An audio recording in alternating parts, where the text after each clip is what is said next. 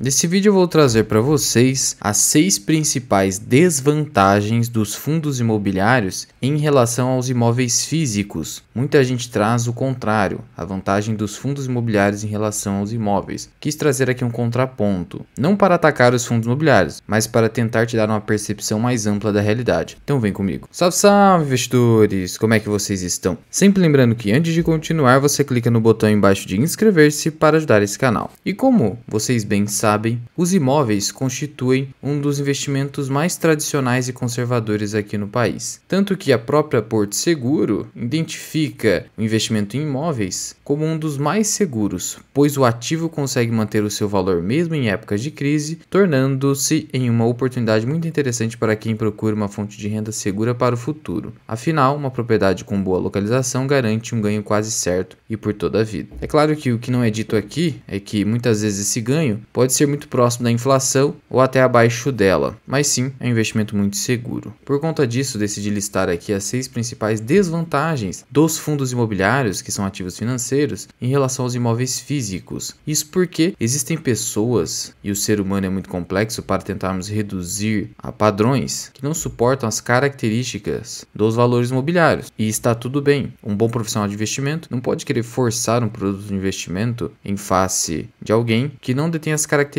para recepcionar esse produto. E é por isso que eu consigo identificar essas desvantagens, que podem ser desvantagens para umas pessoas e vantagens para outras. A primeira delas é a dificuldade de conhecimento dos imóveis. Então, como assim? Acontece que quando eu invisto no setor imobiliário através de fundos imobiliários, eu tenho muita dificuldade de conhecer daqueles imóveis que compõem o portfólio daquele fundo. Então, por exemplo, aqui dentro do HGLG, temos esse portfólio de imóveis com localização em Minas Gerais, Rio de Janeiro, Santa Catarina, São Paulo e também 2 imóveis em Pernambuco. Caso você queira conhecer esses imóveis, desde que a entrada seja franqueada pelo inquilino, você até consegue, mas eles não são obrigados a abrir o caminho para você que é cotista do fundo imobiliário. É claro que, por exemplo, numa lojas americanas, você consegue ingressar no imóvel, afinal de contas, é um espaço justamente para o varejo, mas pode haver locais dentro de um portfólio em que você não conseguiria visitar caso o inquilino se negue, e isso seria uma conduta legítima.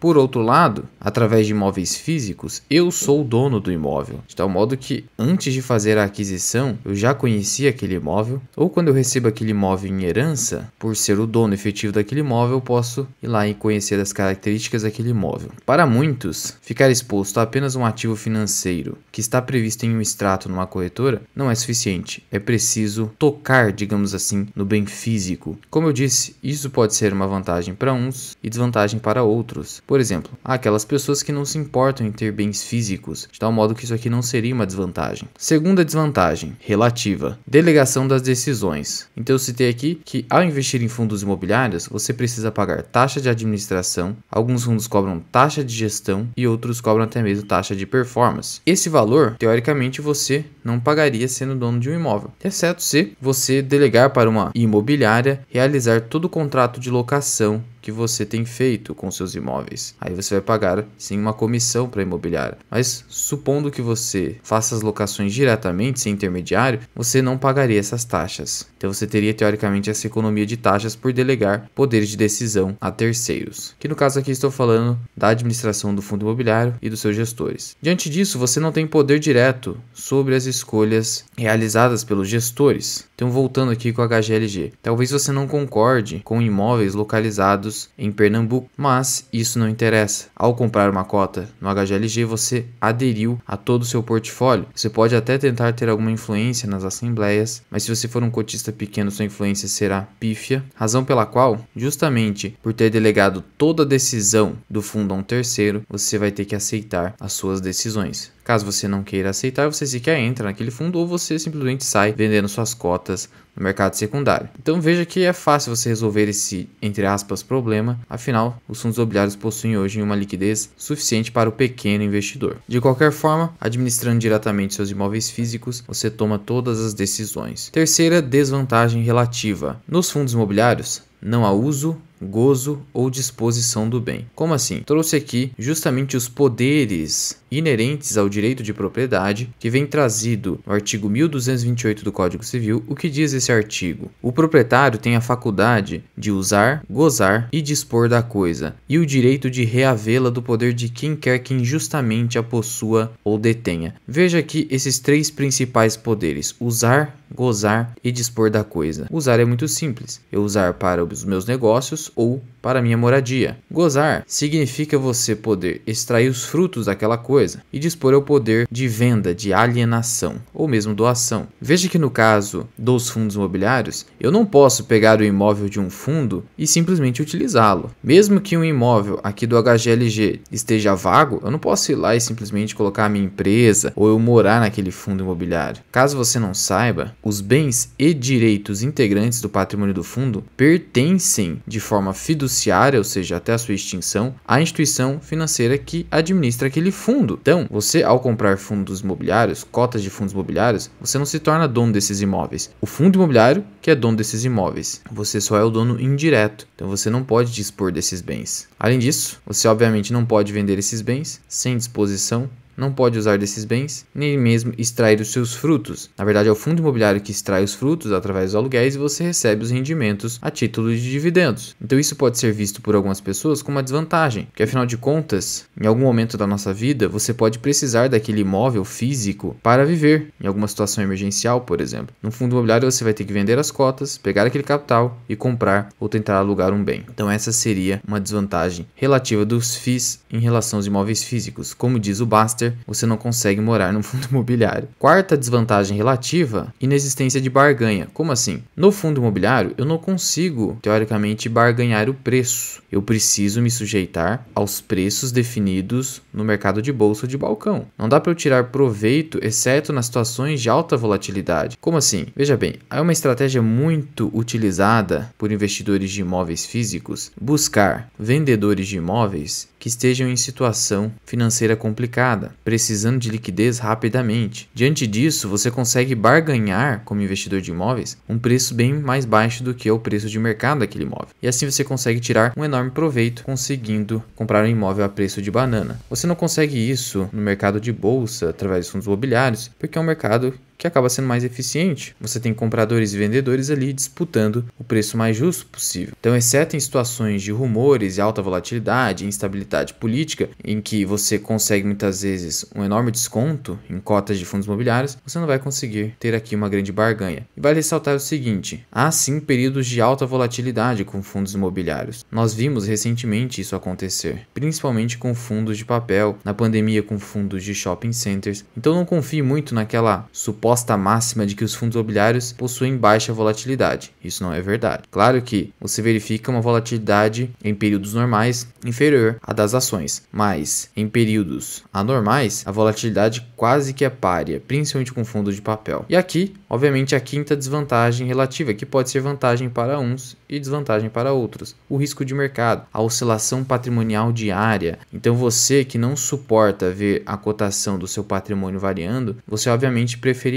os imóveis físicos, mesmo que eles não venham a ter o mesmo rendimento que um fundo imobiliário, porque você não consegue ver o seu patrimônio caindo em um dia, subindo no outro, caindo muito mais em outro dia, subindo um pouco no outro. Você não consegue suportar essas oscilações do curto prazo. É claro que isso é uma ilusão, porque afinal de contas, embora pareça que o imóvel físico tem uma cotação mais estável, na verdade a cotação muda também constantemente. Acontece que nós não temos um grande painel eletrônico, um grande sistema que acaba trazendo a oscilação diária do imóvel físico, de tal modo que eu tenho a falsa impressão de que o preço justo de um imóvel cotado hoje será o mesmo daqui 6 meses, como se fosse algo bastante estático que varia a cada 3 meses, a cada 6 meses, e isso não é verdade. De qualquer forma, essa ilusão pode ser essencial para que você não cometa sardinhagens no mercado, realizando vendas em momentos inapropriados com prejuízo. Então o imóvel físico ele traz mais estabilidade emocional. É por isso que a Porto Seguro fala que é um dos investimentos mais conservadores do país, porque mesmo aquela pessoa que nunca teve contato com o mercado financeiro tem segurança de investir em imóveis físicos. Mas como eu disse, o risco de mercado pode ser visto como algo bom para investidores mais agressivos que gostam da volatilidade para comprar cotas de fundos imobiliários a preços mais descontados. Por fim, eu trago a sexta desvantagem e aqui para mim é quase que de forma absoluta. Qualquer pessoa vai entender isso aqui como uma desvantagem. E aqui eu estou falando da tributação que incide no ganho de capital obtido nas vendas de imóveis físicos em comparação com os fundos imobiliários. Nos fundos imobiliários, quando eu vendo uma cota, eu não tenho nenhuma faixa de isenção como nas ações e eu vou pagar 20% de imposto de renda. Então veja só, supondo de novo aqui com o HGLG, que é apenas a título de exemplo, não estou dando recomendação nenhuma. Se eu compro o HGLG hoje a 160 e eu compro 100 cotas, logo meu custo total de aquisição foi de R$16.000. Agora, vamos supor que o HGLG acabe disparando as mesmas 100 cotas e agora vão ser cotadas a R$190. Agora eu tenho R$19.000. 19 mil menos 16 mil, logo eu tenho R$3.000 de ganho de capital. Esse ganho de capital será tributado, caso eu realize a venda, em 20%, ou seja, vou pagar R$600 de imposto de renda. Meu ganho líquido será de R$2.400. É uma alíquota bem pesada. Já no caso dos imóveis físicos, essa alíquota é inferior, é de 15%.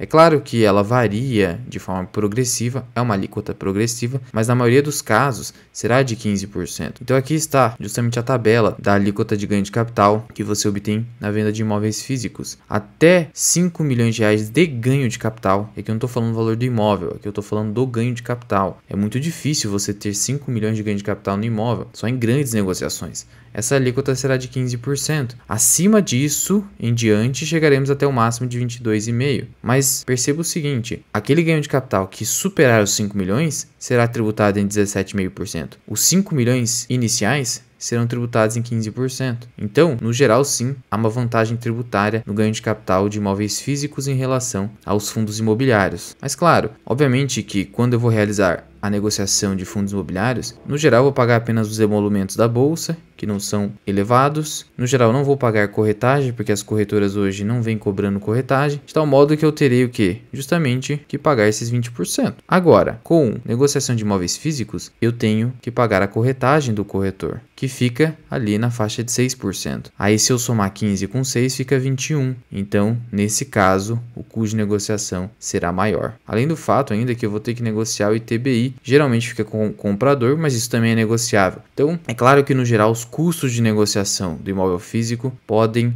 ser superiores, mas em questão simplesmente de tributação, quando eu falo aqui de imposto de renda sobre ganho de capital, o fundo imobiliário é pior. Mas veja que o fundo imobiliário será melhor se eu estiver negociando ganho de capital de elevada monta, por exemplo, 30 milhões, a minha alíquota será de 22,5%, mas é raríssimo esse caso. Então, além disso tudo, nós temos aqui que os rendimentos dos fundos imobiliários poderão ser tributados em 20% caso o investidor seja pessoa jurídica ou ainda caso seja uma pessoa física que detenha 10% ou mais de participação naquele fundo imobiliário. Então, para grandes investidores, não compensa ter fundo imobiliário em grandes participações, que você vai ser tributado na renda. Aí acabou qualquer tipo de vantagem de renda dos fundos imobiliários, porque, eventualmente, a renda gerada dos aluguéis de imóveis físicos podem ser mais baratas, dependendo do caso a caso. E, de novo, não estou aqui para desmerecer os fundos imobiliários. Eles possuem um propósito específico que é a geração de renda e aposentadoria imediata para o investidor. Só estou trazendo aqui também o outro lado da moeda. No mundo dos investimentos, dificilmente você verá uma regra absoluta. Investimento não é ciência exata, assim como a economia não é. O que vale para uns pode não valer para outros. E para mim, mesmo com essas desvantagens relativas dos fundos imobiliários, ainda assim prefiro os fundos imobiliários em relação aos imóveis, por um simples motivo: liquidez. E eu dou alto valor para a liquidez, algo que não há ou há em baixíssimo tamanho com os imóveis físicos. E a liquidez dos fundos imobiliários vem crescendo e as dos imóveis físicos se mantém a mesma. E se você quiser aprender mais sobre investimentos, considere se tornar membro do canal associado Mirai. Você tem mais de 50 aulas exclusivas, inclusive onde eu mostro como montar uma carteira previdenciária do absoluto zero, uma aula completa sobre Bitcoin. Você tem o nosso mini curso de imposto de renda para investidores, são 10 aulas gravadas de forma sequencial. Você tem aqui na nossa primeira aula, que já obteve 629 visualizações recomendações, tudo sobre imposto de renda na renda variável. Alternativamente, você pode contratar os meus serviços de consultor de investimentos. Posso montar a sua carteira, posso analisar o seu portfólio, posso dar recomendações de compra ou venda e alocação de ativos por escrito ou via reunião individual comigo por Google Meet. Basta entrar em contato via Instagram ou o meu número comercial que deixo aqui embaixo. Mas já vai deixando aqui nos comentários. Você prefere os imóveis físicos aos fundos imobiliários ou o inverso? Lembrando que esses dois tipos de investimento, imóveis físicos e fundos imobiliários, não são excludentes. A verdade é que são complementares. O ideal, para quem gosta muito desse mercado imobiliário, é ter as duas classes de ativos. Ter tanto parcela do seu patrimônio em fundos imobiliários e uma outra parcela em imóveis físicos, promovendo assim a saudável diversificação. Muito obrigado por ter ficado comigo até aqui. Eu sou o Luens, que é o canal Mirar Investing. Até o próximo vídeo. Fui.